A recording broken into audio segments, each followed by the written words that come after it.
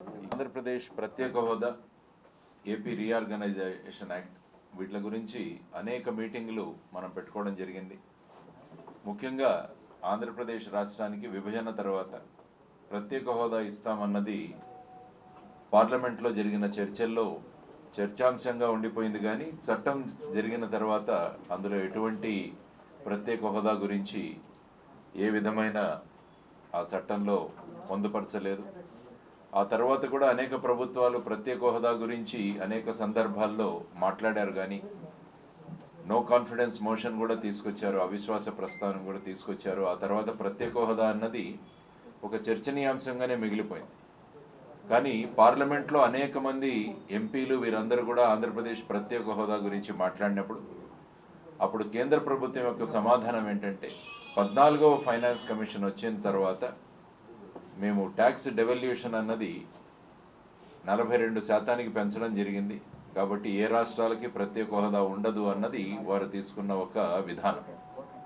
కానీ అది మీరు తీసుకుంటూ వెళుతుంటే నార్త్ ఈస్టర్న్ స్టేట్స్ ఏవైతే ఉన్నారో ఈశాన్య రాష్ట్రాలు వాటికి ఆ హోదా కొనసాగుతూనే ఉంది. ఆ తర్వాత మీరు చూసుకుంటే 15th finance commission chairman NK Singh గారు రాసిన ఒక పుస్తకంలో కూడా ఆయన మెన్షన్ చేశారు, పోర్ట్రేట్స్ ఆఫ్ పవర్ అని. ఎక్కడా కూడా 14వ ఆర్థిక సంఘం ఏ రాష్ట్రానికి ప్రత్యేక హోదా ఇవ్వకూడదు అని ఎక్కడా కూడా వారు మెన్షన్ చేయలేదు. కేంద్ర ప్రభుత్వం అనుకుంటే ఏదైనా రాష్ట్రానికి ప్రత్యేక హోదా ఇవ్వచ్చు అన్నది వారు చెప్పడం జరిగింది. ఆ తరువాత కూడా ఈ ప్రత్యేక హోదా అన్నది అలాగే మిగిలిపోయింది. ప్రత్యేక హోదా సాధన సమితి ఆధ్వర్యంలో ఈవెన్ ఢిల్లీలో కూడా ఏపీ భవన్లో కావచ్చు, లేకుంటే జంతర్ మంతర్లో కావచ్చు, దీని గురించి నిరసన ప్రదర్శనలు కూడా చేయడం జరిగింది. అయినా కూడా ప్రత్యేక హోదా అలాగే ఉండిపోయింది. ఆ తర్వాత మిగతా హామీలు ఏవైతే ఉన్నాయో చట్టంలో వాటిని కూడా ఎక్కడా కూడా నెరవేర్చలేదు. ముఖ్యంగా బుందేల్ఖండ్ ప్యాటర్న్లో మన ఉత్తర ఆంధ్ర జిల్లాలు కానీ రాయలసీమ జిల్లాల్లో కానీ ప్రతి సంవత్సరం వారికి కేటాయించాల్సిన నిధులు కావచ్చు, మిగతా అనేక విషయాలు విభజన చట్టంలో పేర్కొన్న అనేక అంశాలు అలాగే ఉండిపోయాయి. ఆ తర్వాత మొన్న బడ్జెట్ చూసుకుంటే అందులో కూడా పోలవరం కూడా మన విభజన చట్టం ప్రకారం కేంద్ర ప్రభుత్వం ప్రాజెక్ట్ ఇది. అంటే కేంద్ర ప్రభుత్వం మొత్తం పోలవరాన్ని ఒక నేషనల్ ప్రాజెక్టుగా అందులో ప్రకటించడం జరిగింది. అంటే పోలవరం కట్టాల్సిన బాధ్యత కేంద్ర ప్రభుత్వం మీద ఉంది. ఆ తర్వాత అప్పుడు 2014లో ఉన్న రాష్ట్ర ప్రభుత్వం మేమే దీన్ని ఇంప్లిమెంట్ చేస్తామంటే అప్పుడు వీళ్ళు ఇంప్లిమెంటేషన్ ఇచ్చారు. దానికోసం ఒక పోలవరం అథారిటీ కూడా ఏర్పాటు చేయడం జరిగింది. ఆ అథారిటీ యొక్క ఆధ్వర్యంలో పోలవరం ప్రాజెక్ట్ నిర్మాణం కొనసాగుతుంది. కానీ పోలవరంలో ఇప్పుడు ఈ బడ్జెట్లో చూసుకుంటే దీని ఎత్తు 41.15 మీటర్లకు మాత్రమే పరిమితం చేస్తున్నట్టు ఒక చిన్న క్లాస్ కనపడింది. నీటి నిలువ 41.15. యాక్చువల్గా మీరు పోలవరం ప్రాజెక్టులో చూసుకుంటే నీటి నిలువ 45.72 మీటర్లు.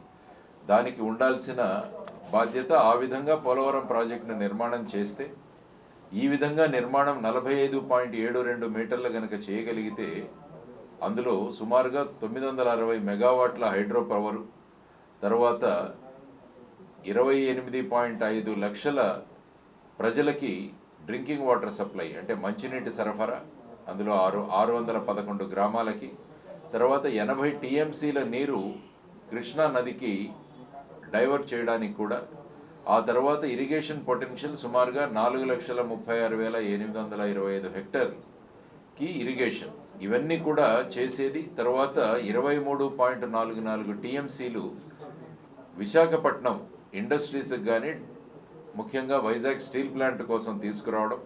ఈ విధంగా అనేక ప్రపోజల్స్, అనేక విధానాలు ఈ పోలవరం ప్రాజెక్టు కన్స్ట్రక్షన్ చేయడం ద్వారా, నిర్మాణం ద్వారా వచ్చాయి. కానీ ఇప్పుడు దాన్ని 41.15 మీటర్లకు మాత్రమే కుదించడం జరుగుతోంది అన్నది మొన్న బడ్జెట్లో పెట్టిన ఒక క్లాజ్ వల్ల ఒక పెద్ద కన్ఫ్యూజన్ నెలకొంది రాష్ట్ర ప్రజలకు కానీ పోలవరం ప్రాజెక్టు సందర్భంగా కానీ.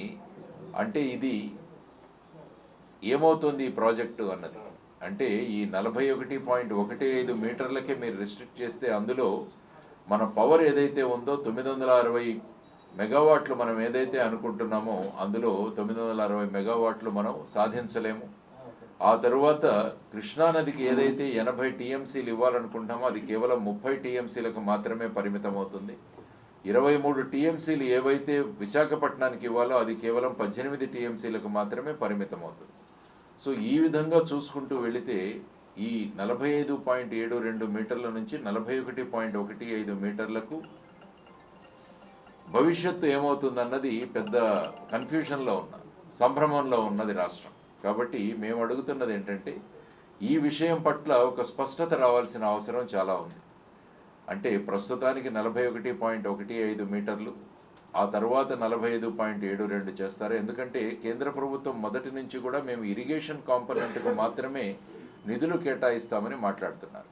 ముఖ్యంగా 41.15, 45.72 మెయిన్గా వచ్చిన సమస్య ఏంటంటే R&R package, relief and rehabilitation package. So దీనివల్ల కేంద్ర ప్రభుత్వం మేము కేవలం ఇరిగేషన్ కాంపోనెంట్ మాత్రమే చేస్తాము అంటే మరి రాష్ట్ర ప్రభుత్వం ఎలా ముందుకు వెళుతుంది అన్నది కూడా ఒక ప్రశ్న. కాబట్టి ఇప్పుడు రాష్ట్ర ప్రభుత్వం స్పష్టంగా చేయాల్సిన విషయం ఏంటంటే పోలవరం ప్రాజెక్ట్ అన్నది 45.72 మీటర్లు ఖచ్చితంగా నెరవేరుస్తాం. ఆ తర్వాత దానికి కావలసిన అదనపు నిధులు ఏవైతే ఉన్నాయో సుమారుగా 21,000 కోట్ల రూపాయలు అది కూడా కేంద్ర ప్రభుత్వం నుంచి కేటాయింపులు చేసుకుంటామని రాష్ట్ర ప్రభుత్వం కేంద్ర ప్రభుత్వం నుంచి ఒక హామీ తీసుకోవాల్సిన అవసరం. లేకుంటే ఏమవుతుందంటే ఇది ఒక పెద్ద బ్యారేజ్ లాగా అవుతుంది, ఒక రిజర్వాయర్ లాగా అవుతుంది. దానివల్ల సుమారుగా 200 టీఎంసీల దాకా అనుకున్నది 115 టీఎంసీలకు మాత్రమే పరిమితం అవుతుంది. సో ఈ విధమైన సంభ్రమం పరిస్థితిలో మన ప్రత్యేక హోదా సాధన సమితి ద్వారా రాష్ట్ర ప్రభుత్వానికి కేంద్ర ప్రభుత్వానికి కూడా ప్రజల్లో నెలకొన్న ఈ సంభ్రమాన్ని త్వరలో మీరు పరిష్కరించాల్సిన అవసరం ఉంది. పోలవరం ఏదైతే నేషనల్ ప్రాజెక్ట్ అని కట్టారో అది 45.72 మీటర్లకు ఉంచాలి. దాన్ని ఎట్టి పరిస్థితుల్లో కూడా 41.15 మీటర్లకు కుదించకూడదు. నీటి నిల్వ గురించి మనం మాట్లాడాం. కాబట్టి నీటి నిల్వ గురించి ఇది కేవలం ఒక బ్యారేజ్ మాత్రంగా కాదు, ఇది మల్టీపర్పస్ ప్రాజెక్ట్. అంటే ఎలక్ట్రిసిటీ జనరేట్ అవుతుంది, తర్వాత ఇరిగేషన్ వస్తుంది, ఆ తర్వాత వచ్చేసి కృష్ణా గోదావరిల అనుసంధానం, 80 టీఎంసీలు ఏర్పాటు, మంచినీటి సరఫరా, విశాఖపట్నానికి అక్కడ కావాల్సిన ఇండస్ట్రీస్కి వాటికి కావాల్సిన నీటి సరఫరా, ఇవన్నీ కూడా పొందుపరిచబడిన ఈ ప్రాజెక్ట్ని మళ్ళీ దాన్ని కుదించే పరిస్థితులు ఉండకూడదు అని సాధన సమితి ద్వారా ఈ ప్రెస్ కాన్ఫరెన్స్ ఏర్పాటు చేసి ప్రజలకు దీని గురించి ఒక విషయం తెలియజేస్తూ ఆ తర్వాత మీ స్థానిక ఎంపీలు తర్వాత వారిని కూడా కలిసినప్పుడు ప్రజలు వారి మీద ఇందులో ఏదైతే సంభ్రమం ఏర్పడిందో దాన్ని త్వరలో దీన్ని పరిష్కరించి ఒక స్టేట్మెంట్ రావాలి అన్నది ముఖ్యంగా సాధన సమితి నుంచి మేము మన ఎంపీలకు కానీ ప్రస్తుతం ముఖ్యమంత్రి గారికి, ఉప ముఖ్యమంత్రి గారికి, వీరందరికీ కూడా మేము తెలియజేస్తున్నాం. కాబట్టి ఆ విధంగా త్వరలో ఒక స్టేట్మెంట్ ఇవ్వాలని చెప్పేసి మేము కోరుకుంటున్నాం.